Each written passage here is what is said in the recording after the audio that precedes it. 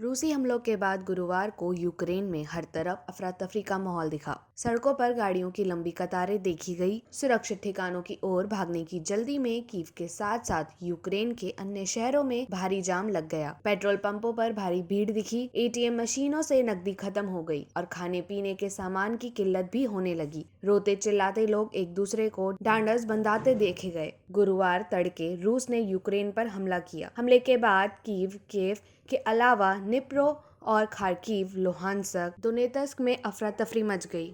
होटलों ने लोगों को 30 मिनट के अंदर इमारत खाली करने को कहा। सुरक्षित ठिकानों की ओर जाने के लिए मेट्रो स्टेशन और बस स्टॉप पर भी भीड़ दिखी। देर शाम कुछ ट्रेनों को रद्द किए जाने के बाद लोग स्टेशन पर फंस गए। हमलों के बाद ह्यांस्का अपने 2 माह के बेटे को कंधे पर लादे भागी जा रही थी। कोई सवारी न मिलने के कारण उन्होंने पैदल ही सुरक्षित ठिकाने की ओर चलना शुरू किया। यूक्रेन में मेडिकल की पढ़ाई कर रहे भारतीय छात्र आशीष चंद्रा ने इंदौर में अपने परिजनों को फोन कर बताया कि विस्फोट लगातार सुने जा रहे थे। आशीष ने बताया कि दुकानों पर से जरूरत का सारा सामान खत्म हो गया है और जहां राशन उपलब्ध था वहां कैश पेमेंट के अलावा कार्ड पेमेंट स्वीकार नहीं किया जा रहा है। एटीएम में नकदी खत्म हो चुकी है और पेट्रोल पंप पर लंबी कतारें लगी हैं। यूक्रेन के पूर्वी हिस्से में तनाव, अनिश्चितता और डर का माहौल है। लोगों के चेहरों पर डर और घबराहट का भाव है। आसमान में लड़ाकू विमानों की गड़गड़ाहट सुनाई दे रही थी और बेबस नागरिक सड़क पर खड़े होकर उन्हें देख रहे थे। कुछ नागरिक भागकर पोलैंड की ओर चले गए।